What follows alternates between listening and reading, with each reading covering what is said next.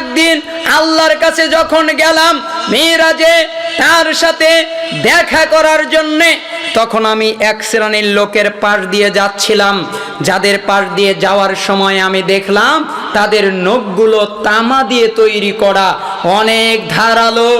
এই নখগুলো দিয়ে তারা তাদের মুখকে ক্ষত বিক্ষত করছে, খামচাচ্ছে, খোঁচাচ্ছে। এই নখ দিয়ে তারা তাদের বক্ষ থেকে গোস্তকে সরিয়ে ফেলছে, খোঁচাচ্ছে। আমি জিব্রাইলকে বললাম, মানহা উলাইয়া জিব্রিল, হে জিব্রাইল, এরা কারা?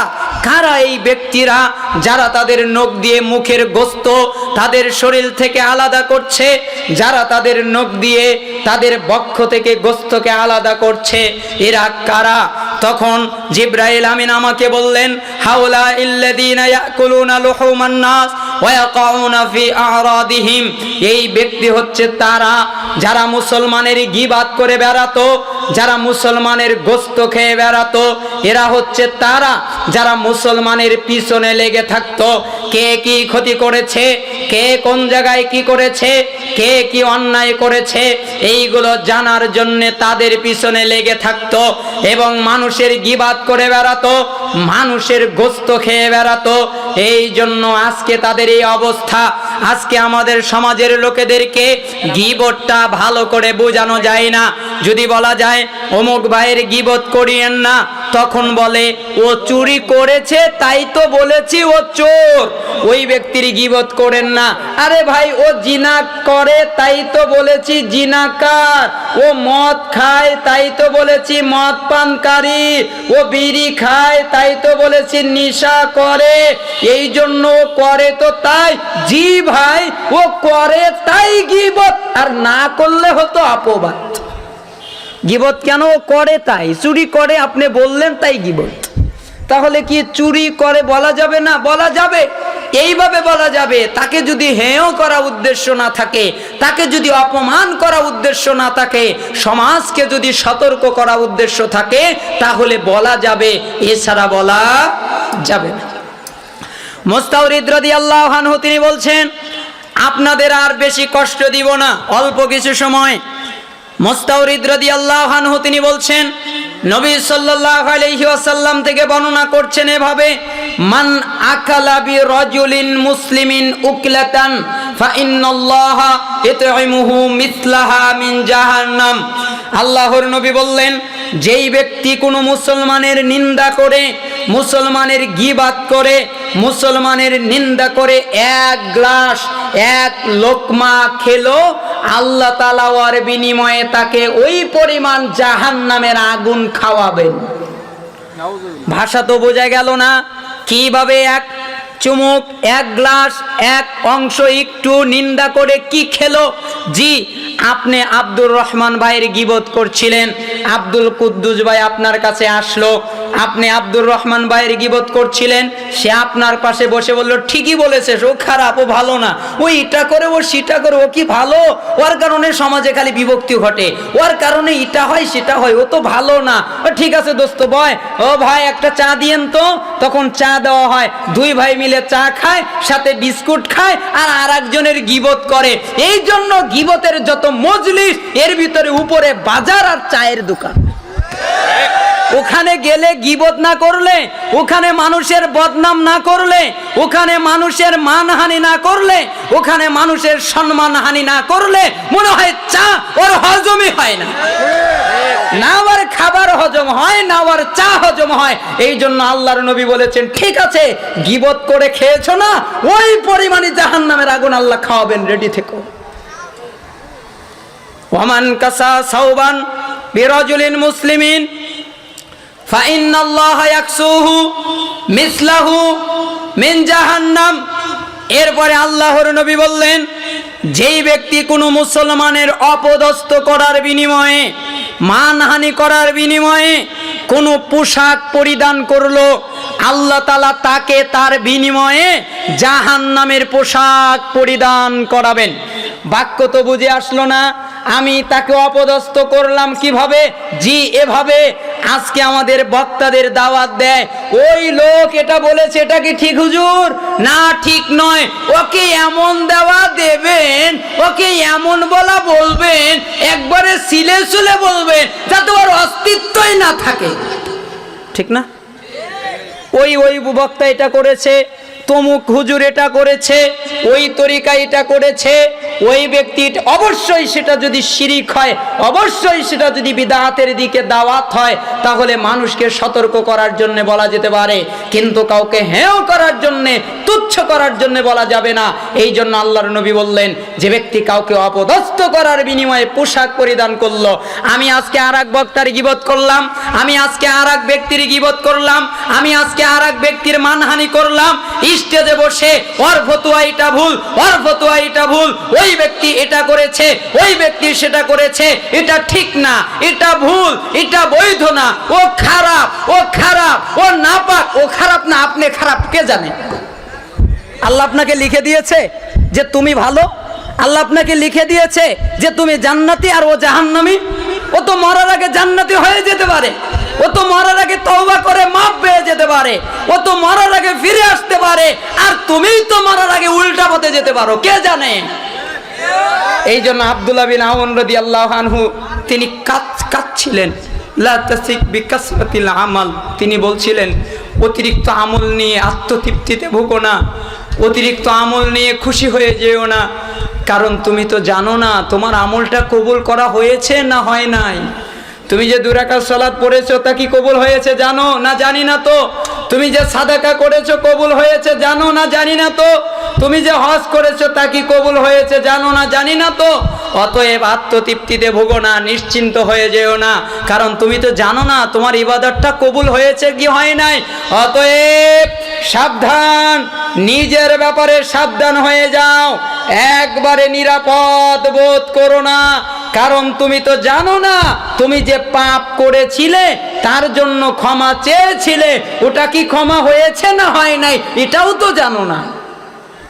আল্লাহ তাআলা তোমার সাথে কি করবেন তা তো তোমার জানা নাই। আয়াজআলুহু ফি সিজ্জিন, আমি আজআলুহু ফি ইল্লিয়িন, তিনি কি তা তোমার জন্য সিজ্জিনে রাখবেন নাকি তোমার জন্য ইল্লিয়িনে রাখবেন এটা তো তুমি জানা নাই, তোমার তো অবস্থা জানা নাই। এই জন্য একজন সালাফ বলতেন, পরকালের বিষয় যদি জানিয়ে দেওয়া হতো তাহলে নিরাপত্তা পেয়ে যেতাম।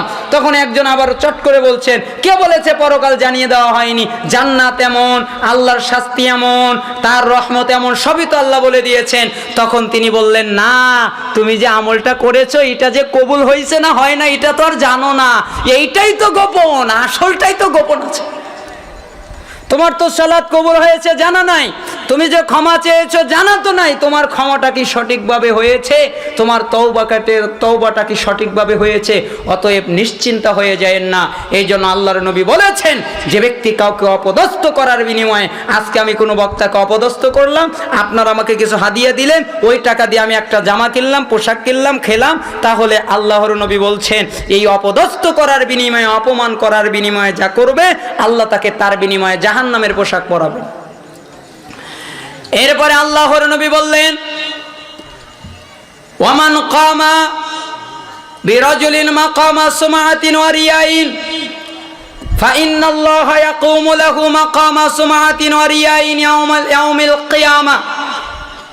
এরপরে আল্লাহর নবী বললেন, শুনে রাখো, যেই ব্যক্তি নিজের পক্ষ থেকে কাউকে দাঁড় করিয়ে দেয়, আব্দুর রহমান দাঁড়াও তো, কেন আমার প্রশংসা করবে এজন্য দাঁড়াও, অথবা সে নিজেই শুরু করে দেয়, আমি এটা করেছি, আমি ওটা করেছি, আমি সেটা করেছি, নিজের প্রশংসা নিজেই করা শুরু করে দেয়, আল্লাহর নবী বললেন এই কারণে আল্লাহ তাআলা তাকে কিয়ামতের দিন বিচারের ময়দানে দাঁড় করাবেন, আর একজন ফেরেশতা নিযুক্ত করে দেবেন, আর ওই ব্যক্তি যত ত্রুটি বিচ্যুতি অপরাধ করেছে সব প্রকাশ করে দেওয়া হবে। আবু দাউদ 4881 নম্বর হাদিস, এটা মিশকাতের 5047 নম্বর হাদিস, এটা হাদিসের মান সহিহ। তার মানে আল্লাহর নবী সাল্লাল্লাহু আলাইহি ওয়াসাল্লাম বুঝাতে চাইলেন, কারো গীবাত করার বিনিময়ে কোনো গ্লাস খেও না, কাউকে অপদস্থ করার বিনিময়ে পোশাক পরিধান করো না, এবং কাউকে নিজের প্রশংসা নিজেই করো না, নিজেকে নিয়ে আত্মগরিমায় ভোগো না, নিজেকে নিয়ে অহংকার করো না, নিজের বরাত্ম দেখায়ও না, নিজে কি করেছো না করনি এটা দেখায়ও না, কারণ তুমি বিপদে পড়ে যাবে। অতএব সাবধান হয়ে যাও। আল্লাহ তাআলা আমাদের এর উপরে আমল করার তৌফিক দান করুন। যদিও বা আমরা এই বিষয়ে আলোচনা করছিলাম, সময়ের ব্যবধান অনেক রাত হয়ে গেছে, আমি আর বেশি দূর যেতে চাচ্ছি না। দুই একটি নসিহা করে আলোচনা শেষ করতে চাচ্ছি। তার একটা নসিহা হচ্ছে, জ্ঞানীদের জন্য ইঙ্গিতটা যথেষ্ট হয়, বেশি প্রয়োজন হয় না। আল্লাহর নবী বলেছেন, ওয়াস-সাদাকাতু তুতফিউল খাতিয়া কামা ইতফিউল মাউন নার। তোমরা সাদাকা করো, তোমরা দান করো, কেন জানো? কারণ সাদাকা দান করার মাধ্যমে তোমাদের গুনাহগুলো ওইভাবে ক্ষমা হয় যেভাবে পানি আগুনের উপরে ফেলে দিলে আগুনটা নিভে যায়। দেখেছেন বাক্য কত জটিল, কঠিন, কত চমৎকার বাক্য। তোমরা কি গুনাহ ক্ষমা পেতে চাও? তোমরা কি তোমাদের গুনাহ থেকে বাঁচতে চাও? তাহলে আল্লাহর রাস্তায়, আল্লাহর জন্য অবশ্যই দানটা আল্লাহর জন্য হতে হবে। দানটা দেখাবার জন্য নয়, দানটা বরত্বর জন্য নয়, দানটা আল্লাহকে খুশি করার জন্যই দান করবেন। তাহলে ওই দান আপনার গুনাহকে ওইভাবে নিভিয়ে দেবে যেইভাবে আগুনকে পানি নিভিয়ে দেয়। এই জন্য আপনাদের কাছে আরজি, এই দারুল হিকমাত সালাফিয়া মাদ্রাসা অনেক চমৎকার একটা মাদ্রাসা, যেখানে কোরআন এবং সুন্নাহর শিক্ষা দেওয়া হবে, আপনাদের সমাজের জন্য কল্যাণকর হবে। কারণ শুধুমাত্র নিজের জন্যই কিছু করবেন এটাই উত্তম কাজ, আর নিজের জন্য ওটাই যেটা আপনি আল্লাহর সন্তুষ্টির জন্য করলেন, রেখে গেলেন। আর বাড়ি গাড়ি দালান কোঠা এগুলো নিজের না তো, এগুলো আপনার আত্মীয় স্বজন উত্তরাধিকারী যারা আছে তাদের জন্য আপনি রেখে যাবেন। আপনি যদি মরে যান আপনার কোনো উপকার কেউ করবে না। শোনেন, একটা বাক্য একজন মাঝে মধ্যে বলতেন, তুমি যদি নেককার হও আর তোমার ছেলে যদি বদকার হয়ে যায়, তোমার যদি কোটি কোটি টাকা হয়, তবু তোমার ছেলের কাছে কমতি ঘটবে, কারণ তার কাছে সব সে হাওয়ায় উড়িয়ে দেবে, কেননা সে সঠিক পথে নাই। আর তোমার ছেলে যদি সঠিক পথে থাকে, তোমার টাকার কোনো প্রয়োজন হবে না, তোমার টাকার প্রয়োজন তার পড়বে না। কেন? সে নিজেই আল্লাহ তার রিজিকে যা রেখেছেন তাতেই সে সন্তুষ্ট থাকবে। অতএব আপনাদের কাছে আরজি, 10 টাকা হলেও, 5 টাকা হলেও, 1 টাকা হলেও, বেশি হলেও কম হলেও, যা পারবেন এই মজলিসে আল্লাহর সন্তুষ্ট, আল্লাহকে খুশি করার জন্য দান করবেন। আল্লাহ তাআলা আপনাদের দানকে কবুল করে নিন। আপনাদের জন্য দ্বিতীয় নসিহা, প্রথমে বলা উচিত ছিল, ভুলে গেছিলাম। রাস্তা দিয়ে আসছিলাম, তখন দেখতেছিলাম আমি প্রায় চক্ষু দিয়ে পানি আসা শুরু করে দিয়েছিল। দাড়ি পাকা কিছু মুরব্বীকে দেখলাম, চুলগুলো ধবধবে সাদা। যেই দাড়ি পাকা মুরব্বী আল্লাহর কাছে কাঁদলে, দোয়া করলে তিনি দোয়া ফিরিয়ে দিতে লজ্জা পায়, সেই দাড়ি পাকা মুরব্বী রাস্তার ধারে বসে বিভিন্ন বিড়ি, সিগারেট, গোল্ডি বারুদ কত কিছু আছে, এগুলো যদি দাড়িওয়ালা অবস্থায় টান দেওয়া শুরু করে, ভালো না মন্দ? ভালো। কি? আমার একটা উদাহরণ আমি মাঝে মধ্যে দেই, অনেকের কাছে কঠিনভাবে লেগে গেছে, আমাকে বলে উদাহরণ আর দিলে হয় না, এটা একটা উদাহরণ হলো। আমি বললাম, আমি তো বাস্তব একটা উদাহরণ দিয়েছি। আমার বাপের সাথে কাজ করতে গিয়েছিলাম মানিকগঞ্জ, তখন আমি ছাত্র জীবনে পড়াশোনা করি, আর আব্বা টাকার জন্য আব্বার সাথে কামলা দেই, মানে মাঠে গিয়ে কাজ করি ওই ফ্রি সময়। তো আব্বার সাথে একবার আমার কাজ পড়লো মানিকগঞ্জ, 7 দিন ছুটি ছিলাম, ওইখানে গিয়ে মানিকগঞ্জ কাজ করছিলাম। কাজ পড়লো তামাকের খেতে। তো তামাকের খেতে কাজ করতে গিয়ে দেখি যে বিড়ালও নাই, কুত্তাও নাই, সিগালও নাই, শুকুরও নাই, কোনো প্রাণী নাই, এদুর নাই, পোকা নাই, মাকড় নাই, কিছু নাই, কিছুতেই খায় না। হয় ওটা রোদ্রে পাতাটা নুয়ে পড়ে পচে যায়, না হলে ওটা এমনি শুকিয়ে যায়, কিন্তু পোকামাকড়ে খায় না। এবং ওই তামাক খেতে বেড়াও দেয় না, কোনো বাউন্ডারিও দেয় না। তো আমি আব্বাকে বলেছিলাম, আব্বা এ খেতে বাউন্ডারি দেয় না কেন? সব খেতেই তো বাউন্ডারি আছে, বেড়া দেওয়া আছে। তখন বলল যে এ খেতে বেড়া লাগে না কেন? কুত্তা, ছাগল, শ্রীগাল এগুলো খায় না। তাহলে খায় কে? এই জন্য আমি বলেছিলাম যে যারা এগুলো খায় ওরা কুকুর শ্রীগাল এদের মতো। তারপরে বলেছিলাম না না না না, ছাগল বললে ছাগলের অপমান হবে। কেন? ছাগল তো আর খায় না, কুত্তা তো আর খায় না, শ্রীগাল তো আর খায় না, তাহলে কত খারাপ, আরো খারাপ। মানে এত খারাপ, এত খারাপ ভাষায় বোঝা যায় না। তাহলে খায় কেন? ধূমপান মৃত্যুর কারণ, বোঝে না? ধূমপানের কারণে স্ট্রোক হয়, বোঝে না? মাথায় কিছু নাই? ধূমপানের কারণে ক্যান্সার হয়, ধূমপানের কারণে মৃত্যু ঘটে, ধূমপানের কারণে মুখে ক্যান্সার হয়, ধূমপানের কারণে তার বিভিন্ন সমস্যা হয়। ধূমপান বিষপান লেখা আছে, কোম্পানি তো লেখাই দিয়েছে। দুনিয়ার এক আশ্চর্য কোম্পানি নিজের বদনাম নিজেই করে যে আমার পণ্য খাইবার মরবা, তাই না? একটা আশ্চর্য কোম্পানি না? সবাই বলে আমার ডাউল নাও একদম স্বচ্ছ, আমার এই খাবার নাও একদম ভালো। আর এই কোম্পানি কি বলে? আমার পণ্য যেই খাবার সেই মরবা, যার ক্যান্সারের প্রয়োজন খাও, যার রোগের প্রয়োজন খাও, যার ক্ষতির প্রয়োজন খাও। 12 বছর খেয়ে যে ক্ষতি, আবার 12 বছর না খেয়ে ওই ক্ষতি তাও পোষানো যাবে না। এই জন্য সাবধান। হাদিস বলে তো বোঝানো যায় না, একটা উদাহরণ দিলাম। আল্লাহ তাআলা আপনাদেরকে এ থেকে বোঝার তৌফিক দান করুন। আর একটা সূত্র, সেটা হচ্ছে আমাদের সমাজে আসার সময় দেখলাম মানে পর্দা, মানে কথা বলছে, আমি গাড়ির থেকে দেখলাম যে মেয়েরা একজন আরেকজনের সাথে কথা বলছে, আর হুজুর দেখছে আর পর্দা শুরু করছে। ওই যে ওই নানির মতো, নানি নাতিকে বলছে, নাতি গো আমি কিন্তু এখন গোসল করব। কি করবেন? গোসল করব, তুমি লোক আসলে আমাকে বলে দিও যে ওই লোক আসতেছে। বলছে ঠিক আছে নানি আপনি গোসল করেন। তো পুকুরে গোসল করার জন্য নেমেছে, নাতি দাঁড়িয়ে আছে। তখন বলছে নানি কি লোক আসছে। তো নানি খুব তাড়াতাড়ি করে কাপড় চোপড় জড়িয়ে উপরে এটে বলছে এই ওনা আমাদের এলাকার ফটিক, তো ফটিক আসলে আমার কি পর্দা করা লাগবে? ও তো আমাদের বাড়িতেই থাকে। তখন নাতিকে গাল দিয়েছে, নাতি কি করবে? চুপ। আবার নেমেছে গোসল করতে, হয়নি তো গোসল করা। কিছুক্ষণ পরে আবার বলেছে নানি নানি নানি লোক এসেছে, লোক এসেছে। তখন আবার উঠেছে, বলে এই একটা মাঠ দেবো, আমাদের দুধ আলা না, দুধ দেয়। তার মানে দুধ আলার কাছে পর্দা লাগে না। কিছুক্ষণ পর আবার গোসল করতে নেমেছে। এরপরে আবার ডাক দিয়েছে নানি লোক লোক লোক এসেছে। তখন নানি উঠে দেখে, একটা মার দেবো, দেখোস না আমার হাতের মাপের চুড়ি দেওয়া, আমাদের চুড়ি আলা তো। তখন ওই নাতি মনে করেছে যে পুরুষ মানুষ মনে হয় লোক না। এই জন্য কিছুক্ষণ পরে হুজুর আসতেছে। কে আসতেছে? একজন হুজুর আসা শুরু করেছে। তখন আর নাতি কিছু বলে নাই, ও জানে পুরুষ মানুষ তো লোক না। তো হুজুর ওই জায়গায় গিয়ে, উনি তো ভালো মানুষ, উনি এরকম একটা শব্দ করেছে। নানি তাড়াহুড়া করে উঠে নাতির কাছে এসে গালিয়ে গেলে ও গালে আরেকটা মেরেছে। তোকে বলেছি না মানুষ আসলে বলবি। কয় নানি আমি তো মনে করেছি পুরুষ মানুষ লোক না, তাই আমি আসলে কইনি। তার মানে আমাদের দেশের পর্দাটা কি? হুজুর দেখে পর্দা। এই পর্দা চলবে না, একদম স্বচ্ছ পর্দা করার চেষ্টা করেন। আল্লাহ তাআলা সেই তৌফিক দান করুন। 3টা উপদেশ আর একটা কথা, সেটা হচ্ছে আপনারা যারা বলেন যে আমরা গুনাহ থেকে কিভাবে বাঁচবো, 5টা উত্তর দেবেন, এরপরে গুনাহ থেকে বাঁচবেন। 1, যখন আপনি গুনাহ করবেন আল্লাহর দেওয়ার রিজিক টিজিক খাবেন না। তো কি খাবেন আপনি জানেন। 2 নম্বর, আল্লাহর দেওয়ার জায়গায় থাকবেন না। কোথায় থাকবেন আপনি জানেন। 3 নম্বর, এমন জায়গায় গুনাহ করবেন আল্লাহ যেন না দেখে, পালিয়ে গুনাহ করবেন।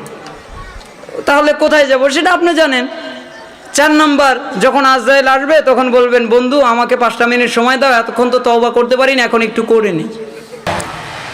এরপরে আপনাদের কাছে দোয়া চাই, আপনারা দোয়া করবেন এভাবে, আল্লাহ যেন কল্যাণ বের করেন অকল্যাণ থেকে মুক্ত রেখে। একটা হাদিস এসেছে মিশকাতুল মাসাবিহ 204 নম্বরে। হাদিসটা তিনি মুসলিম থেকে কোট করেছেন 2699 থেকে। আন আবি হুরায়রা রাদিয়াল্লাহু আনহু قال, আবু হুরায়রা রাদিয়াল্লাহু আনহু থেকে বর্ণিত, তিনি বলছেন قال রাসূলুল্লাহ সাল্লাল্লাহু আলাইহি ওয়াসাল্লাম, রাসূলুল্লাহ সাল্লাল্লাহু আলাইহি ওয়াসাল্লাম বলেছেন, মান নাফাসা আন মুমিনিন কুরবাতান মিন কুরাবিদ দুনিয়া নাফাসাল্লাহু আনহু কুরবাতান মিন কুরাবি ইয়াউমিল কিয়ামা। যেই ব্যক্তি কোনো মুমিনের দুনিয়ায় যে কোনো বিপদে পড়ে গেছে, তাকে দুনিয়ার একটা বিপদ থেকে তাকে রক্ষা করবে কোনো মুমিনের। যদি কোনো মুমিন দুনিয়ার কোনো মুমিনের একটা বিপদ থেকে তাকে রক্ষা করে, বিপদটা যেমনই হতে হোক না কেন, সেটা ছোট হতে পারে সেটা বড় হতে পারে, সেটা মাঝারি হতে পারে। বিপদ যেমনই হোক না কেন, দুনিয়ায় সে যদি তার কোনো মুসলমান ভাইয়ের বিপদ থেকে তাকে রক্ষা করে, তাহলে আল্লাহ তাআলা কিয়ামতের দিন সবচেয়ে কঠিন বিপদ থেকে তাকে রক্ষা করবে। ফজিলত পার্থক্য ঘটে গেল। আল্লাহ তাআলা বললেন, আল্লাহর নবী বললেন, অবশ্যই আল্লাহ তাআলার অনুমতি ক্রমে আল্লাহর নবী বলেছেন, ওমা ইয়ান্তিকু আনিল হাওয়া ইন হুয়া ইল্লা ওয়াহয়ু ইউহা। তিনি মন গড়া ভাবে কিছু বলেন না, যা বলেন তা ওহী। আল্লাহ তাআলা তাকে যা জানান তিনি তাই বলেন। এই জন্য আল্লাহর নবী সাল্লাল্লাহু আলাইহি ওয়াসাল্লাম বললেন, যে ব্যক্তি দুনিয়ায় কোনো মুমিনের বিপদ থেকে তাকে রক্ষা করবে, আল্লাহ তাআলা কিয়ামতে কঠিন বিপদ থেকে তাকে রক্ষা করবে। ওয়ামান ইয়াসসারা আলা মু'সিরিন ইয়াসসারাল্লাহু আলাইহি ফিদ দুনিয়া ওয়াল আখিরা। যেই ব্যক্তি কোনো মুমিনের দুনিয়ায় কোনো বিপদে সে পড়ে গেছে অথবা কোনো অভাবে পড়ে গেছে, যদি কোনো মুমিন, কোনো মুসলমান, কোনো ব্যক্তি দুনিয়ার কোনো মুসলমান কোনো ব্যক্তিকে যে কোনো অভাব থেকে তাকে সাহায্য করবে, অভাব যেটাই হোক না কেন, ব্রেনের মাধ্যমে সে অভাবী হতে পারে। একজনের ব্রেন খুবই কম, একজনের বুদ্ধি খুবই কম, তাকে বুদ্ধি দিয়ে সে সাহায্য করবে। একজনের পোশাক নাই, তাকে পোশাক দিয়ে সাহায্য করবে। একজনের খাদ্য নাই, তাকে খাদ্য দিয়ে সাহায্য করবে। একজনের থাকার জায়গা নাই, একজনের পরনের কাপড় নাই, একজনের যার যাই অভাব রয়েছে, দুনিয়ায় যদি কোনো মুসলমানের অভাব থেকে সাহায্য করার মাধ্যমে রক্ষা করে, তাহলে আল্লাহ তাআলা দুনিয়া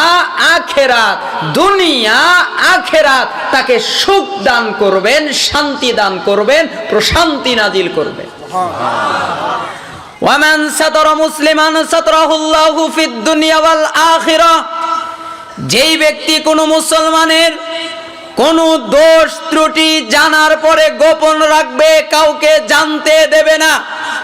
একটা মুসলমান চুরি করেছে, সে দোষ করেছে, আমি জানি আর কাউকে জানাবো না।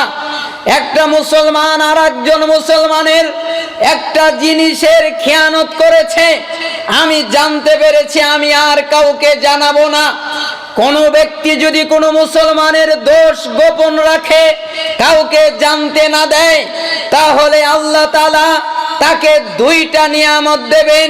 তার একটা হচ্ছে দুনিয়ায়, আর একটা হচ্ছে আখেরাতে। দুনিয়াতে তার দোষ কাউকে জানতে দেবে না, আখেরাতেও তার দোষ কাউকে জানতে দেবে না। ওই যে ওই হাদিসগুলো এর ব্যাখ্যা করা যায়। রাসূলুল্লাহ সাল্লাল্লাহু আলাইহি ওয়াসাল্লাম বর্ণনা করছেন, আল্লাহ তাআলা একজন বান্দাকে কাছে নেবেন, এরপরে তাকে আড়াল করে বলবেন, হে আমার আদরের বান্দা, তুমি কি এই পাপ করেছো? তখন সে বলবে, হে আল্লাহ, আমি তো এই পাপ করেছি, এখন কি হবে? করেই তো ফেলেছি। তখন আল্লাহ বলবেন, হে আমার বান্দা, তুমি দুনিয়ায় যখন থাকতে তখন আব্দুর রহমানের, আব্দুল সুবহানের অথবা অমুক ব্যক্তির দোষকে তুমি গোপন রেখেছিলে, কাউকে জানতে দাওনি। তুমি যদি আমার বান্দা হয়ে আর একজন বান্দার দোষকে গোপন করে রাখতে পারো, আমি তোমার রব, আমি তোমার মালিক, আমি তোমার মুনিব, আমি কি তোমার দোষ গোপন রাখতে পারি না? যাও, কাউকে জানতে দিব না, ক্ষমা করে দিন। বাক্য কে বুঝাবে? এই কথার মূল্য কে বোঝে? সবাই তো রাসূলুল্লাহ সাল্লাল্লাহু আলাইহি ওয়াসাল্লামকে ভালোবাসে। যদি জিজ্ঞাসা করা হয়, আপনি কি নবীকে ভালোবাসেন? তখন বলে, কে বলেছে আমি নবীকে ভালোবাসি না? আমি তাকে আমার প্রাণের চেয়েও বেশি ভালোবাসি। আমি যদি জিজ্ঞাসা করি এখন এই মাহফিলের মজলিসে, আপনারা কি আল্লাহকে ভালোবাসেন? তখন সবাই বলবে, কে বলেছে আল্লাহকে ভালোবাসি না? আমাদের জীবনের চেয়ে বেশি আল্লাহকে ভালোবাসি, আমাদের জীবনের চেয়ে বেশি আল্লাহর নবীকে ভালোবাসি। আমি যদি প্রশ্ন করি, আপনি কি আল্লাহর নবীকে স্বীকার করেছেন? আপনি কি তাকে নবী হিসেবে মেনে নিয়েছেন? আপনি কি তাকে রাসূল হিসেবে মেনে নিয়েছেন? আপনি কি জান্নাতকে বিশ্বাস করেছেন? প্রত্যেকেই জবাব আসবে, সবাই সব স্বীকৃতি দিয়েছে। অথচ আল্লাহর নবী বললেন, সহিহ বুখারী ৭২৮০ নম্বর হাদিস, আবু হুরায়রা রাবী তিনি বলছেন, রাসূলুল্লাহ সাল্লাল্লাহু আলাইহি ওয়াসাল্লাম বলেছেন, কুল্লু উম্মতি ইয়াদখুলুনাল জান্নাহ ইল্লা মান আবা। আমার যতগুলো উম্মত আছে পৃথিবীর বুকে সমস্ত উম্মত জান্নাতে যাবে, কেউ বাকি থাকবে না। শুধু তারাই যাবে না যারা স্বীকৃতি দেয় না, স্বীকার করে না, মেনে নেয় না। কিসের স্বীকৃতি দেয় না? অর্থ দুটো হতে পারে। একটা অর্থ হচ্ছে তারা আমি নবীকে মানে না, তারা বলে মুহাম্মদ ভুয়া, তারা বলে মুহাম্মদ মিথ্যাবাদী, তারা বলে মুহাম্মদ সঠিক নয়, তারা বলে মুহাম্মদ হক নয়। এটা একটা স্বীকৃতি, আমাকে মেনে নেয় নাই। তারা আর একটা স্বীকৃতি দেয়, আর একটা অর্থ হয়, তারা বলে জান্নাত আবার কি, জান্নাত আবার কেমন, ওটাকে আবার যেতে হবে কেন, ওটাই যে কি লাভ। তার মানে তারা নবীকেও মানে না, তারা জান্নাতও মানে না। এই লোক ছাড়া সবাই জান্নাতে যাবে, কেউ বাকি থাকবে না। তখন সাহাবায়ে কেরাম বললেন, কিলা মান ইয়াবা ইয়া রাসূলুল্লাহ, হে আল্লাহর নবী, আপনাকে অস্বীকার করলো কে? জান্নাতে যেতে অস্বীকার করলো কে? তখন আল্লাহর নবী বললেন, মান আতাআনি দাখালাল জান্নাহ, যারা আমাকে মেনে নিল, আমার কথা মানলো, ওরা জান্নাতে চলে গেল। ওমান আসানি ফাকাদ আবা, আর যারা আমার কথা মানলো না, ওরাই তো আমাকে অস্বীকার করলো। আরে আমাকে অস্বীকার করা মানে তো আমার কথা না মানা, আমাকে অস্বীকৃতি দেওয়া মানে তো আমার কথা না মানা। আমি ওদের বলেছি সুদ খেও না, খায়, কেন আমাকে এখনো মানতে পারে নাই? আমি ওদের বলেছি ঘুষ খেও না, খায়, আমাকে এখনো মানতে পারে নাই। আমি ওদের বলেছি জিনা করো না, করে, আমাকে এখনো মানতে পারে নাই। আমি ওদেরকে বলেছি এই কাজ করো না, জাহান্নামে যাবে, এর পরে ওরা করে, আমাকে মানতে পারে নাই। ওর ডাক্তার ওকে বলে দিয়েছে এই ঔষধ না খেলে আপনি মারা যাবেন, ওর ঔষধের কোনোদিন বিরতি ঘটে না। ওর অমুক ব্যক্তি বলে দিয়েছে দুইটাই আমার কাছে না আসলে তোমার কিন্তু নেতাগিরি থাকবে না। তার দুইটার অ্যালার্ম কখনো ভুলে যায় না। তার অফিসের বস তাকে বলে দিয়েছে 8টার ভিতরে 10টার ভিতরে অফিসে না ঢুকলে তোমার কিন্তু বেতন কেটে নিয়ে নেওয়া হবে। সে তার বসকে বিশ্বাস করেছে, সে তার নেতাকে বিশ্বাস করেছে, সে পৃথিবীর সবকে বিশ্বাস করেছে, তাই মেনেছে। আমাকে স্বীকৃতি দেয় নাই, তাই মানেই না। কথা কি আমি অযৌক্তিক কিছু বললাম? রাসূলুল্লাহ সাল্লাল্লাহু আলাইহি সাল্লামের বাক্য আপনি এভাবেই বোঝেন, এভাবে আপনাকে প্রত্যেকটা বাক্যের গভীরে গিয়ে তাকে বুঝতে হবে আল্লাহর নবী সাল্লাল্লাহু আলাইহি সাল্লাম বাক্যটা এত কঠিন করে কেন তিনি বললেন। ইব্রাহিম ইবনে আদহাম রাহিমাহুল্লাহর কাছে একজন ব্যক্তি আসলো, জামি' বায়ানিল ইলমি ওয়া ফাদলিহি, ইলম অনুযায়ী আমল বর্ণনার অধ্যায়, ওই কিতাবের ইলম অনুযায়ী আমল বর্ণনার অধ্যায়ের 1220 নম্বর একটা হাদিস এসেছে। একদিন ইব্রাহিম ইবনে আদহাম রাহিমাহুল্লাহর কাছে একজন লোক এসে জিজ্ঞাসা করলো এভাবে যে, হে ইব্রাহিম ইবনে আদহাম, আল্লাহ তাআলা বলেছেন তোমরা আমাকে ডাকো, আমি তোমাদের ডাকে সাড়া দিব, কিন্তু আমরা তো ডাকি, তিনি তো আমাদের ডাকে সাড়া দেয় না।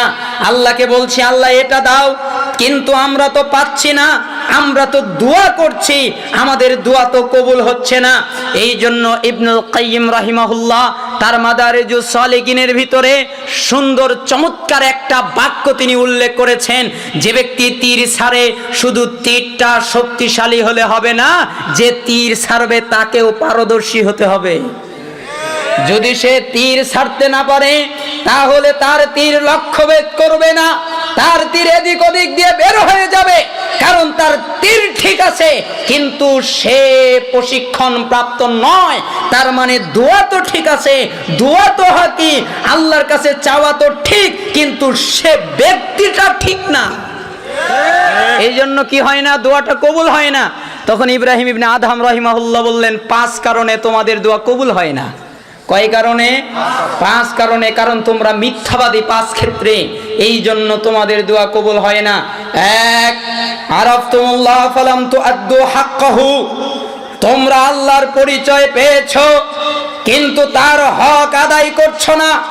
তোমরা জানো আল্লাহকে, তোমরা জানো আল্লাহর শাস্তি কি, তোমরা জানো আল্লাহ কি করতে পারে, তোমরা জানো আল্লাহর ক্ষমতা কি, আল্লাহর পরিচয় হয়ে গেছে, কিন্তু তোমরা আল্লাহর হক আদায় করছো না।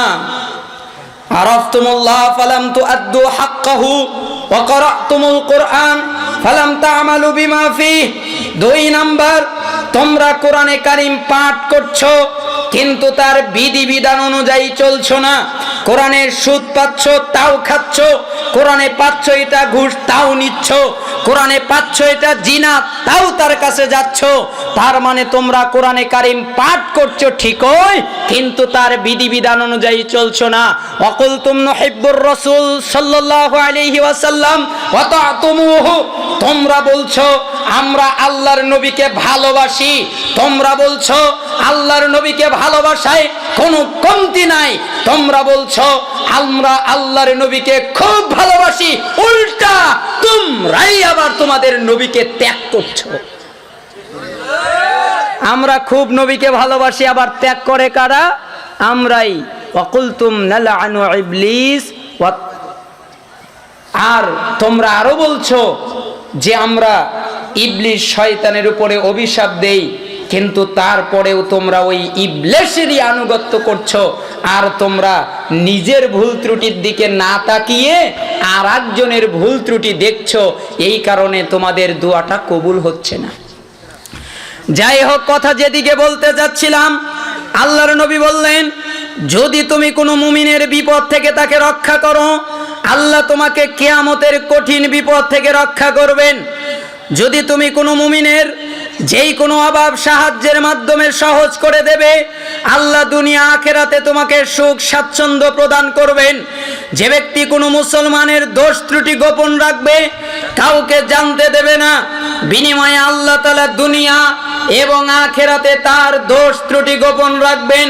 এরপরে বললেন আল্লাহু ফি আউনিল আবদ মা কানাল আবদু ফি আউনি আখিহি, আর আল্লাহ তাআলা তার বান্দাদেরকে ততক্ষণ পর্যন্ত সাহায্য করতে থাকেন যতক্ষণ সে তার ভাইয়ের সাহায্য করে, যতক্ষণ সে তার আল্লাহর বান্দার সাহায্য করে।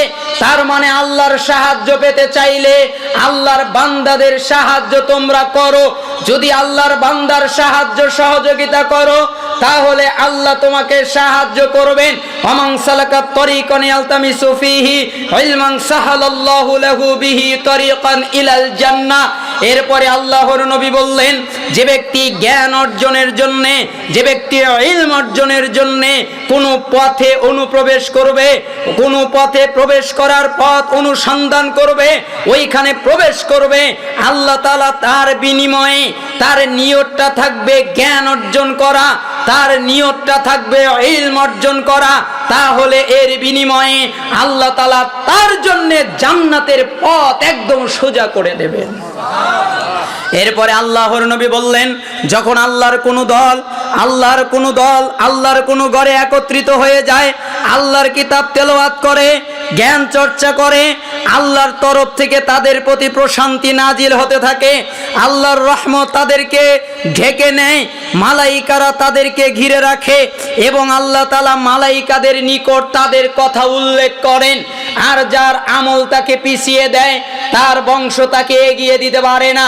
এই হাদিসের আলোকে আমার আলোচনার সূচনা আল্লাহর নবী সাল্লাল্লাহু আলাইহি ওয়াসাল্লামের বাক্যগুলো যেন আমাদের অন্তরের মননিকটায় ঢুকিয়ে দেন। হে আল্লাহ, সেই তৌফিক আপনি আমাদের দান করেন। আন আবি আইয়ুব আল আনসারী রাদিয়াল্লাহু আনহু قال, আবু আইয়ুব আল আনসারী রাদিয়াল্লাহু আনহু থেকে বর্ণিত, তিনি বলছেন قال রাসূলুল্লাহ সাল্লাল্লাহু আলাইহি ওয়াসাল্লাম, রাসূলুল্লাহ সাল্লাল্লাহু আলাইহি ওয়াসাল্লাম বলেছেন লা ইয়াহিল্লু লির-রাজুল আন ইয়াহজুরা আখাহু ফাওকা সালাসি লায়ালিন ইয়ালতাকিয়ান ফায়ারিদু হাযা ওয়া ইয়ারিদু হাযা। এখানে ফায়ারিদু ফায়ুরিদু জবর জেরিয়ার উপরে দিয়ে দুটাই পড়া যায়, ফায়ুরিদু অথবা ফায়ারিদু হাযা ওয়া ইয়ারিদু হাযা ওয়া খায়রুহুম আল্লাযী ইয়াবদাউ বিসসালাম। আল্লাহর নবী বললেন, আবু আইয়ুব আল আনসারী তিনি বলছেন, কোন মুসলমান ব্যক্তির জন্য এখানে লিররাজুল কোন ব্যক্তির জন্য, এখানে কোন ব্যক্তির ইঙ্গিত হচ্ছে মুসলিম ব্যক্তির জন্য, কোন মুমিন ব্যক্তির জন্য, কোন মুসলমান ব্যক্তির জন্য বৈধ না, জায়েজ না, অনুমতি নাই 3 দিনের বেশি সাক্ষাৎ পরিত্যাগ করা। তারা 3 দিনের বেশি কথা বলা বন্ধ রাখতে পারবে না। সুদ খাওয়া যেমন হারাম, মানুষকে হত্যা করা যেমন হারাম, ঘুষ খাওয়া যেমন হারাম, জিনা করা যেমন হারাম, মদ পান করা যেমন হারাম, কারো রক্তপাত ঘটানো যেমন হারাম, ঠিক 3 দিনের বেশি কথা বন্ধ রাখা একই হারাম। এজন্য আল্লাহর নবী বললেন 3 দিনের বেশি সময় অপর কোনো মুসলমানের সাথে সাক্ষাৎ ত্যাগ করা বৈধ নয়। অতএব তাদের 2 ভাইয়ের যখন মুখোমুখি দেখা হয়, ফায়ারিদু হাযা ওয়া ইয়ারিদু হাযা, একজন এদিকে মুখ ফিরিয়ে নিয়ে যায় আর একজন ওই দিকে মুখ ফিরিয়ে নিয়ে যায়। তারা 2 জন এক হতে চায় না, তাদের ভিতরে ঐক্য নাই, তাদের ভিতরে শত্রুতা, তাদের ভিতরে দ্বন্দ্ব, তাদের ভিতরে কলহ, তাদের ভিতরে মারামারি রয়েছে। এই জন্য একজন আর একজনকে দেখতে পারে না। তারা নিজের মায়ের পেটের 2 জন একই অন্তর্ভুক্ত, মায়ের পেটের একই বাবার রক্তের তারা, কিন্তু একজনের সাথে আর একজনের মিল নাই। যদিও তাদের দেখা হয়, একজন এদিকে মুখ ফিরিয়ে নেবে আর একজন ওই দিকে মুখ ফিরিয়ে নেবে। এরপরে আল্লাহর নবী বললেন, এই 2 জনের ভিতরে সবচেয়ে উত্তম ওই ব্যক্তি যে প্রথমে সালাম দেয়। শুধুমাত্র সালাম দিয়েই ক্ষান্ত নয়, শুধুমাত্র সালাম দিয়েই হবে না, এরপরে সে কথাবার্তা আরম্ভ করে। তার মানে সালাম সে মনের থেকে দিল নাকি বাহ্যিকভাবে দিল এটা তো বোঝা যায় না। এই জন্য তাকে সালামের পরে কথা বলতে হবে। যে ব্যক্তি সালামের পরে কথা বলবে, আল্লাহর নবী বললেন এই ব্যক্তি হচ্ছে সবচেয়ে উত্তম। হাদিস বুখারী 6077, হাদিস মুসলিম 2560, হাদিস আবু দাউদ 4911, হাদিস তিরমিজি 1932, হাদিস মিশকাত 5027 রয়েছে। আন আবি হুরায়রা রাদিয়াল্লাহু আনহু قال, আবু হুরায়রা রাদিয়াল্লাহু আনহু থেকে বর্ণিত, তিনি বলছেন, قال রাসূলুল্লাহ সাল্লাল্লাহু আলাইহি ওয়াসাল্লাম, রাসূলুল্লাহ সাল্লাল্লাহু আলাইহি ওয়াসাল্লাম বলেছেন, ইয়াকুমায-যন ফা ইন্নায-যন্না আকযাবুল হাদিস। আল্লাহর নবী বললেন, তোমরা কোনো বস্তু সম্পর্কে, তোমরা কোনো ব্যক্তি সম্পর্কে কুচিন্তা করো না, খারাপ ধারণা করো না, অনুমান করো না। কারণ কোনো ব্যক্তি সম্পর্কে কুচিন্তা করা, কোনো ব্যক্তি সম্পর্কে অনুমান করা সবচেয়ে বড় মিথ্যা। যতগুলো মিথ্যা আছে, এই মিথ্যার ভিতরে বড় মিথ্যা হচ্ছে অনুমান করা, ধারণা করা। ওরা 2 জন এক জায়গায়, মানে আমারই মনে হয় গীবত করছে। ওরা 3 ভাই এক জায়গায় হলো কেন? মনে হয় আমাকেই কিছু বলছে। ওরা ওই বন্ধুর বাড়িতে গেল কেন? মনে হয় আমাকেই কিছু নিয়ে বলছে। ওরা ওইখানে আমাকে সারা মিটিং করলো কেন? মনে হয় আমারই বদনাম করছে। তোমরা এই অনুমান করো না, তোমরা কুচিন্তা করো না। ওই বস্তু না হলে এটা হতো না, ওই গাছ না লাগালে এটা হতো না, কপালে টিপ দিলে এটা হতো না, ওই জায়গায় গেলে এটা হতো না, ওই লোকটার কারণে এটা হয়েছে, ওই গাড়ির কারণে এটা হয়েছে, ওই বস্তুর কারণে এটা হয়েছে, ওই কাপড়ের কারণে এটা হয়েছে, ওই মাইক্রোফোনের কারণে এটা হয়েছে। তোমরা কোনো বস্তু নিয়েও কুচিন্তা করো না, তোমরা কোনো ব্যক্তি নিয়েও কুচিন্তা করো না। কারণ মিথ্যার জগতে সবচেয়ে বড় মিথ্যা কুচিন্তা, খারাপ ধারণা। ওয়ালা তাহাসসু, তোমরা কারো খারাপ বা গোপন দোষ জানার চেষ্টা করো না। ওয়ালা তাজাসসু, তোমরা গোয়েন্দাগিরি করো না। ওয়ালা তানাজাসু, তোমরা একজনের দরের উপর দিয়ে মাল দর করো না। এখানে আর একটা অর্থ হয় দালালি করো না।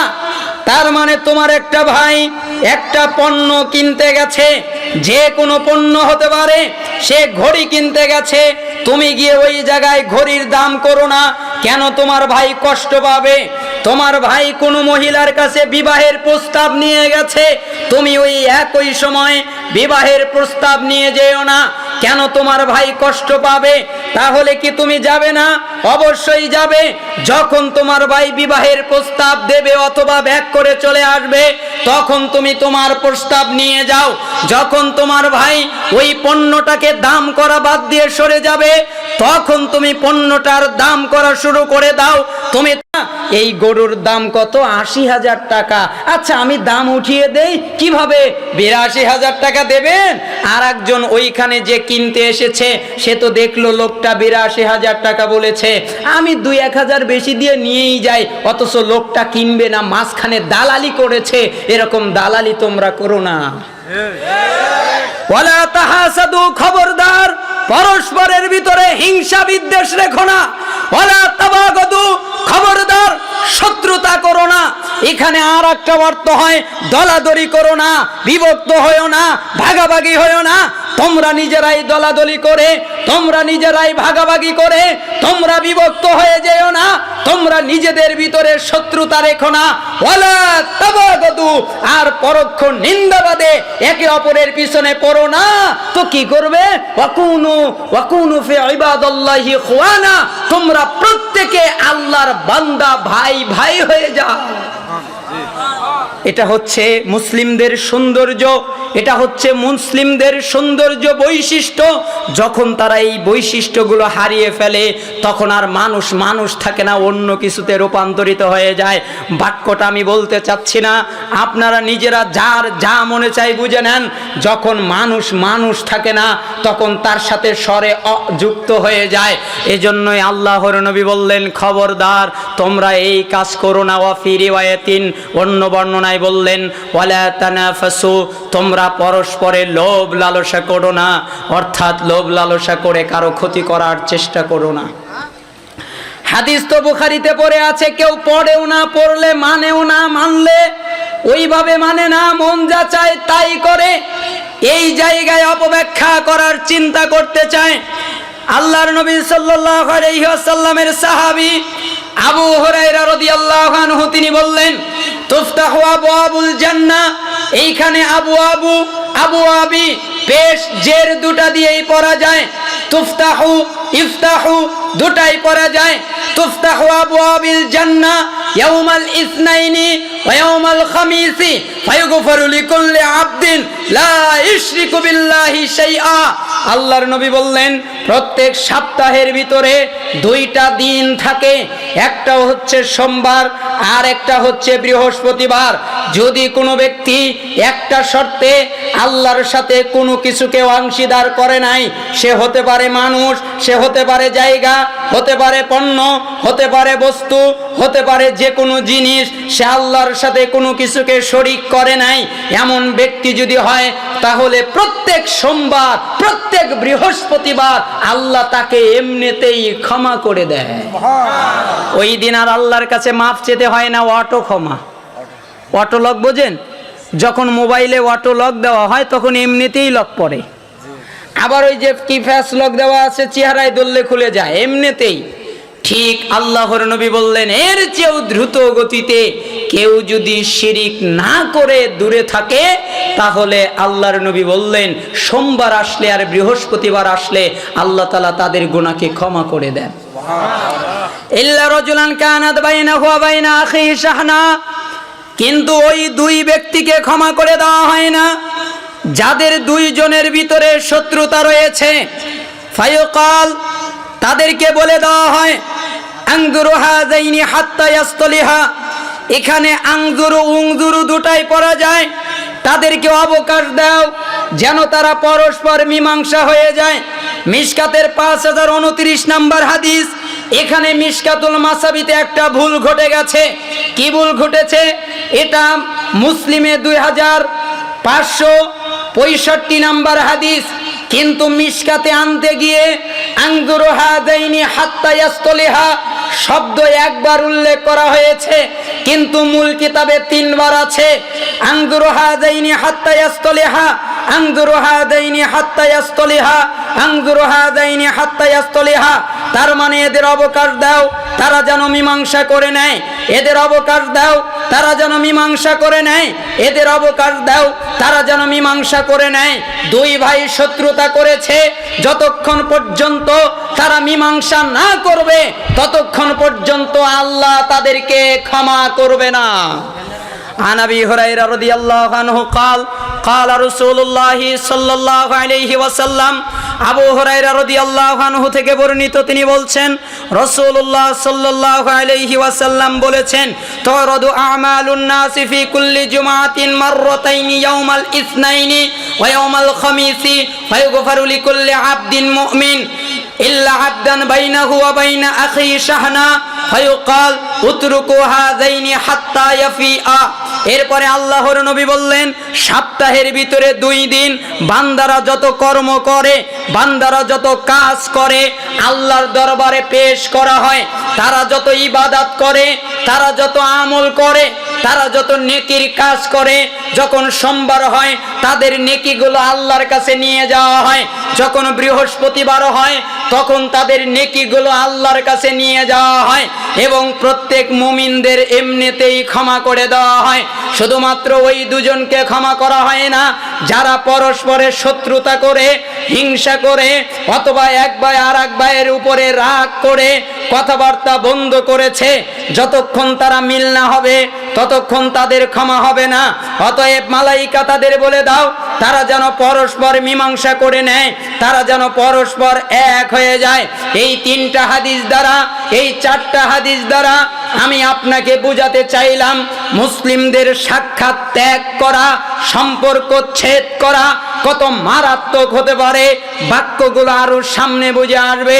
এই বর্ণনাগুলো আপনারা পাবেন মিশকাতুল মাসাবিহের 5028, 5029, 5030 নম্বরে এবং মুসলিমে পাবেন 2563 নম্বরে, 2565 নম্বরে এবং আবু দাউদে পাবেন 4917 নম্বরে, তিরমিজিতে 1988 নম্বরে এবং আরো পাবেন আবু দাউদের 4616 নম্বরে, তিরমিজির 2109 নম্বরে, সহিহুল জামে 2958 নম্বরে, সহিহ ইবনে খুজাইমা 2120 নম্বরে, সহিহ ইবনে হিব্বান 5667 তে, মুয়াত্তা মালিক 3370 এ। এতগুলো বর্ণনা সহ আরো অনেক আছে। আল্লাহর নবী সাল্লাল্লাহু আলাইহি সাল্লাম বাক্যগুলো এভাবে বললেন। আপনাদের কি কষ্ট হচ্ছে? আচ্ছা, হাদিস বললে তো আপনারা মানেন, মেনে নেন। মানে আমাদের দেশে আবার কাহিনী বেশি চলে, বুঝেন? কাহিনী চলে, কিচ্ছা চলে, গল্প চলে, অনেক কিছুই চলে। তো আপনাদের এলাকা যেহেতু আহলুল হাদিসদের এলাকা, আমার জানা কথা বা আমি শুনেছি, আবার দেখাও যায়, তাতে মাশাআল্লাহ মনে হয় আপনারা হাদিসের গুরুত্ব বেশি দেন। আল্লাহ তাআলা আপনাদের কবুল করুন। ওই রকম আহলে হাদিস হয়েন না। একজন সালাফ বলতেন, ইয়া আসহাবুল হাদিস আদ্দু যাকাতাল হাদিস, হে আসহাবুল হাদিস হাদিসের যাকাত দাও। তখন একজন আবার দাঁড়িয়ে বলল যে হাদিসের আবার যাকাত কি? টাকা পয়সার যাকাত হয় এ তো জানি, হাদিসের যাকাত কি? বলে তুমি যে অনেকগুলো হাদিস শোনো না, এর ভিতরে কিছু হাদিস আমল করবে, ওটা হচ্ছে হাদিসের যাকাত। দেবেন তো হাদিসের যাকাত? আল্লাহ তাআলা কবুল করে নিন, আমিন। ওয়ান আয়েশা সিদ্দিকা রাদিয়াল্লাহু আনহা ক্বালাত, আয়েশা সিদ্দিকা রাদিয়াল্লাহু আনহা থেকে বর্ণিত, তিনি বলছেন, আন্না রাসূলুল্লাহি সাল্লাল্লাহু আলাইহি ওয়াসাল্লাম ক্বাল, নিশ্চয়ই আল্লাহর রাসূল সাল্লাল্লাহু আলাইহি ওয়াসাল্লাম বলেছেন, লা ইয়াহিল্লু লিমুসলিমিন আন ইয়াহজুরা আখাহু ফাওকা সালাসিন, লা ফাওকা সালাসিন, ফামান হাজারা ফাওকা সালাসিন মাররাতিন কুল্লু যালিকা লা ইয়ারুদ্দু আলাইহি ফাকাদ বাআ বিইসমিহি। কোন বর্ণনায় শব্দের অনেকটুকু ডিফারেন্স রয়েছে। আমি মিশকাত থেকে শব্দটা নিলাম। মিশকাতুল মাসাবিহের 5034-এ, আবু দাউদের 4913-তে এসেছে। আবু দাউদের শব্দের একটু ভিন্নতা ঘটেছে। আল্লাহর নবীর স্ত্রী আয়েশা সিদ্দিকা রাদিয়াল্লাহু আনহা তিনি বললেন, নিশ্চয় আল্লাহর রাসূল সাল্লাল্লাহু আলাইহি ওয়াসাল্লাম বলেছেন, কোন মুসলমান ব্যক্তির জন্য বৈধ নয় 3 দিনের বেশি সময় সাক্ষাৎ ত্যাগ করা। যদি হয়েই যায় তাহলে কি করবে? সে যেন তাকে দেখা হলে 3 বার সালাম করে। কয়বার সালাম করবে? আপনি তো বলেন আমার ভাই আব্দুর রহমান, আব্দুল কুদ্দুস আমার সাথে কথা বলে না, হুজুরদের কাছে মাসালা দেয়, হুজুর আমার ভাইকে সালাম দেই কিন্তু আমার সালামের জবাব দেয় না, এই জন্য রাগ করে আমি কথাই বলি না। আপনি কয়বার সালাম দিয়েছেন? কয়বার দিয়েছেন? আপনি তো বোঝেনই নাই সালাম কেমন। আপনি আপনার ভাইকে গিয়ে বলবেন আসসালামু আলাইকুম ওয়া রাহমাতুল্লাহ, জবাব আসে নাই। আবার বলেন আসসালামু আলাইকুম ওয়া রাহমাতুল্লাহ, জবাব আসে নাই। আবার বলেন আসসালামু আলাইকুম ওয়া রাহমাতুল্লাহ, জবাব আসে নাই। আপনি চলে যান, আপনার ভাই সমস্ত গুনাহ নিয়ে ফিরবে, আপনি বেঁচে যাবেন। কয়বার সালাম দিতে হবে? 3 বার সালাম করবে। সালাম যেন অন্তর থেকে হয়, সত্যিকার ভাবে হয়। আবার প্রশ্ন, 3 বার সালাম মানে একবার দেখা হবে ওই একবারেই 3 বার, নাকি একদিনে 3 বার, নাকি আমি 3 বার দিলাম আর না দিলেও চলবে? না, যতবার দেখা হবে ততবার 3 বার সালাম হবে, যতবার তার সাথে সাক্ষাৎ হবে ততবার 3 বার সালাম হবে।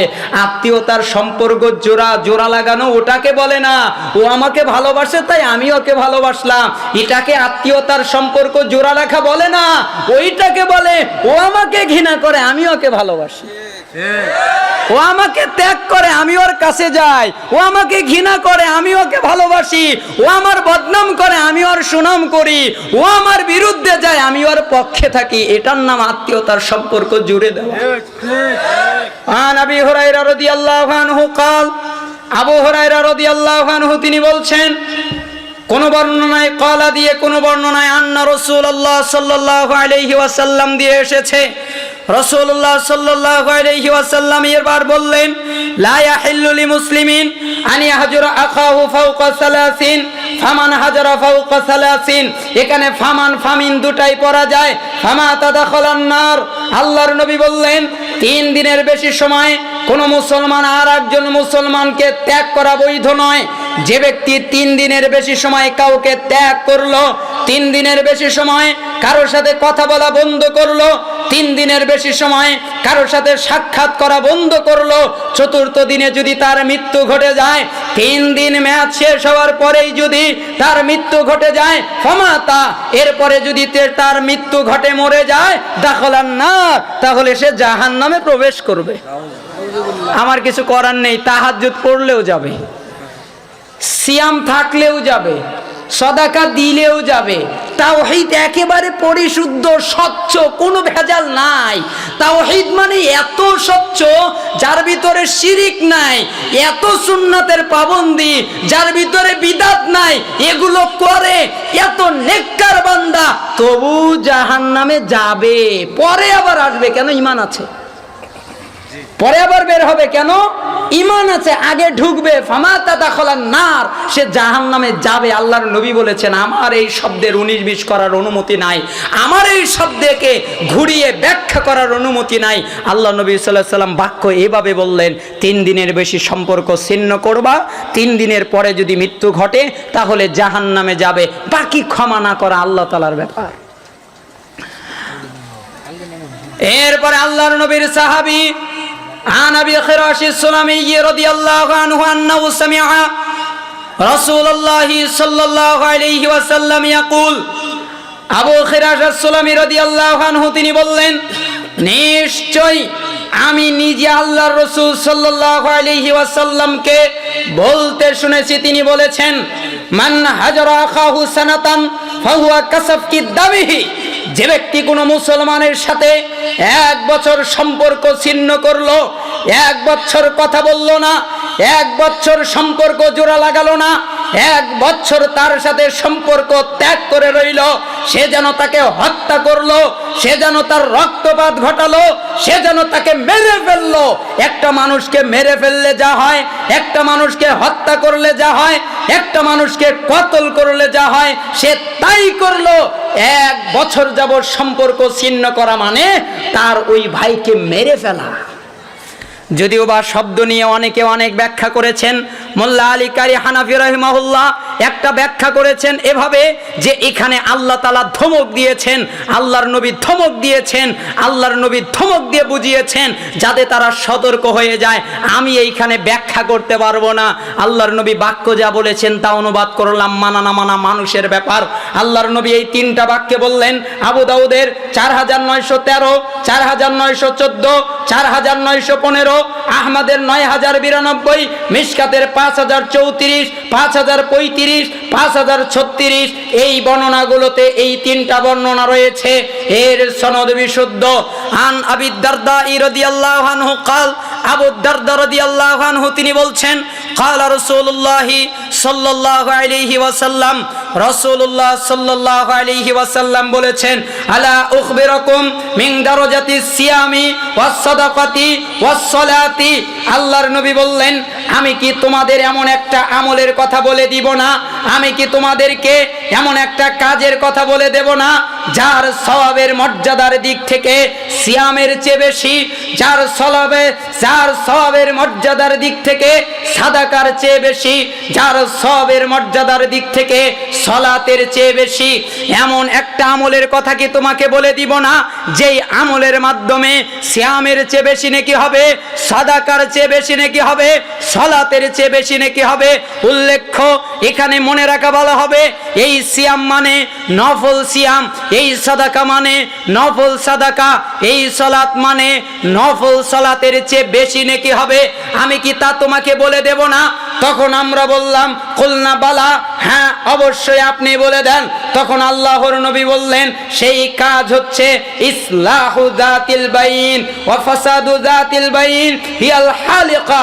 শুনে রাখো, তা হচ্ছে নেকির দিক থেকে সিয়ামের চেয়ে, সাদাকার চেয়ে, সালাতের চেয়ে বেশি যেটা নেকির দিক থেকে, তা হচ্ছে সেই কাজ হচ্ছে যখন দুইজন মুসলমানের ভিতরে শত্রুতা লেগে যাবে, যখন দুইজন মুসলমানের ভিতরে ঝগড়া লেগে যাবে, তখন তোমরা দুইজন মুসলমানকে এক করে দেবে। এর মর্যাদা সিয়াম, সাদাকা, সালাতের চেয়ে বেশি। আরো জোরে বলেন না সুবহানাল্লাহ। কত সুন্দর বাক্য, মণিমুক্তা আল্লাহর নবী বলছেন, সমাজকে পরিবর্তন করার জন্যে, সমাজকে সুন্দর করে দেওয়ার জন্যে এর চেয়ে উত্তম বাক্য পৃথিবীতে আর হতে পারে না। সমাজকে সুন্দর করে পরিচালনা করার জন্যে এর চেয়ে ভালো বাক্য আর হতে পারে না। এই জন্য আল্লাহর নবী বাক্যটা এভাবে বললেন যে, শুনে রাখো, তা হচ্ছে দুই ব্যক্তির মধ্যে আপোষ ঘটানো।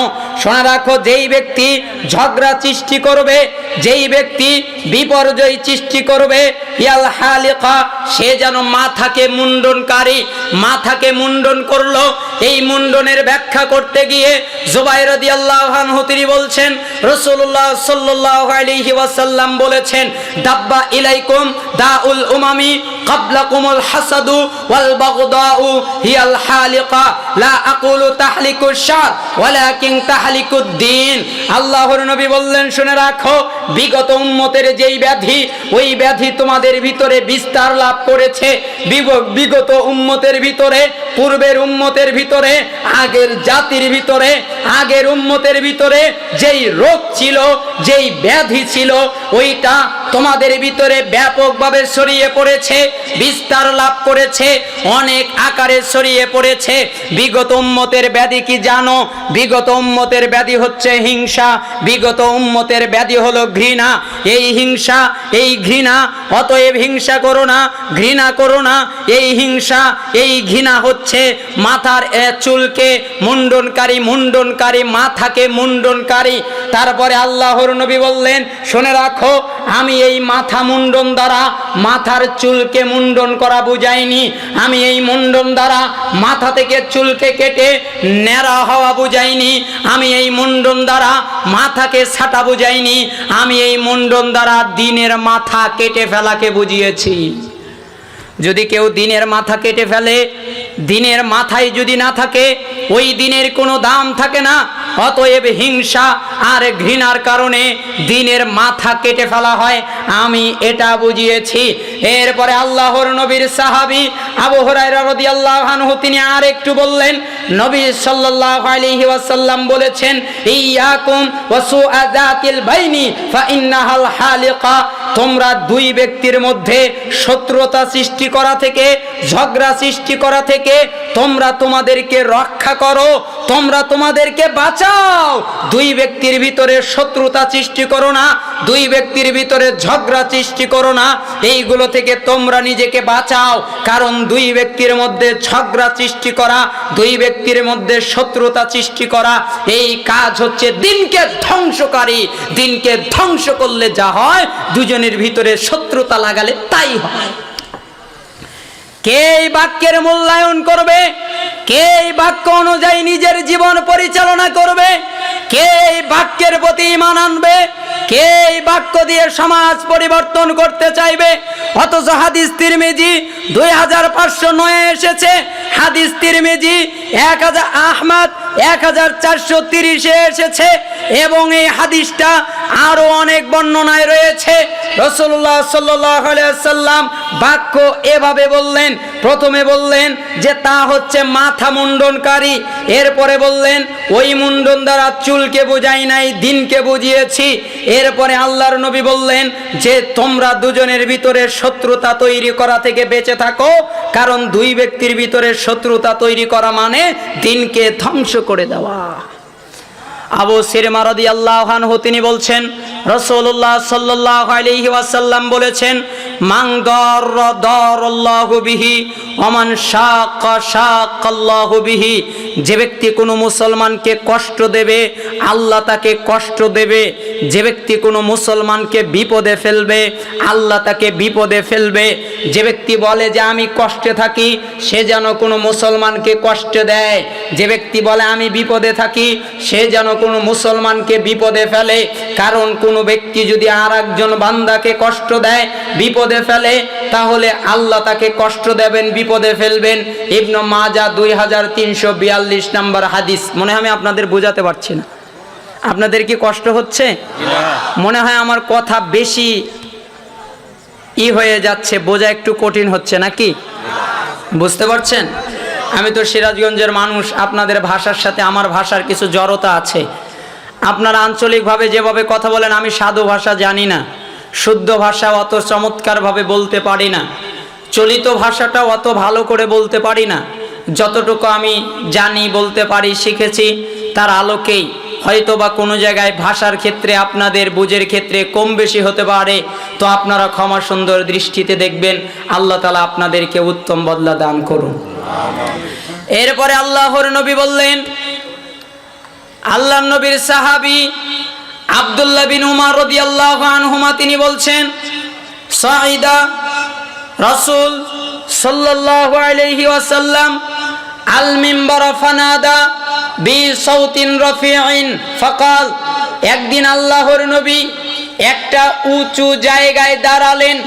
তিনি উঁচু জায়গায় উঠে আমাদের দিকে লক্ষ্য করে বললেন, এইভাবে বললেন, ইয়া মা'শারা মান আসলামা বিলিসানিহি ওয়া লাম ইফদিল ঈমানু ইলা কলবিহি, তোমরা যারা মুখে ইসলাম গ্রহণ করেছো, জবানে বলেছো আমরা ইসলাম গ্রহণ করেছি, কিন্তু অন্তরে এখনো ইসলামের প্রভাব রাখোনি, লা তুযুল মুসলিমিন, তোমরা মুসলিমদেরকে কষ্ট দিও না, ওয়ালা আওরাতিহিম, এবং তাদের দোষ অনুসন্ধান করো না।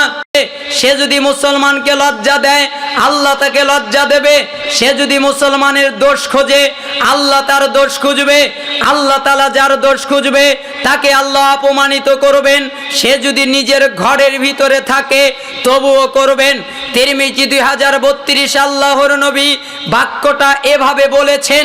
এরপরে আল্লাহর নবীর সাহাবী আরেকজন সাহল বিন সাঈদ তিনি বললেন যে রাসূলুল্লাহ সাল্লাল্লাহু আলাইহি ওয়াসাল্লাম বলেছেন, ইন্না মিন আরবার রিবা আল ইস্তিতালাতু ফি ইরদিল মুসলিম বিগাইরি হাক্কিন, তোমরা কি জানো সবচেয়ে বড় সুদ টাকা 1 টাকা যে সুদ খায়, আমরা বাক্যটা জেনেছি, 1 টাকা যে সুদ খায় 36 বার জিনার গুনাহ পায়। 1 টাকা যে সুদ খায় অথবা যে সুদ খায়, সুদের পাপের একটা স্তর আছে। একটা হচ্ছে উপরের পাপ, আরেকটা হচ্ছে নিচের পাপ। উপরের যেটা আল্লাহর সাথে জিহাদ ঘোষণা করা, আর নিচের যেটা মায়ের সাথে জিনা করা, মায়ের সাথে অবৈধ সম্পর্ক করা। সুদের পাপের একটা বৈশিষ্ট্য এটা। ঠিক আল্লাহর নবী বললেন, তোমরা কি জানো সবচেয়ে বড় সুদ কি? সবচেয়ে বড় সুদ হচ্ছে মুসলমানের মানহানি করা। অতএব মুসলমানের মানহানি করো না, মুসলমানের সম্মানহানি করো না। সুদের জগতে সবচেয়ে বড় সুদ হচ্ছে মুসলমানের মানহানি করা। তোমরা এই কাজ করো না, এটা যেন তোমাদের ভিতর থেকে বের না হয়। আনাস ইবনে মালিক রাদিয়াল্লাহু আনহু তিনি বললেন, রাসূলুল্লাহ সাল্লাল্লাহু আলাইহি ওয়াসাল্লাম বলেছেন, লাম্মা আরজাবি রব্বি মারারতু বিকওমিন লাহুম আযফারুন ইয়াখমিশুনা ওয়াজুহাহুম ওয়া সুদুরহুম। এরপরে আল্লাহর নবী বললেন,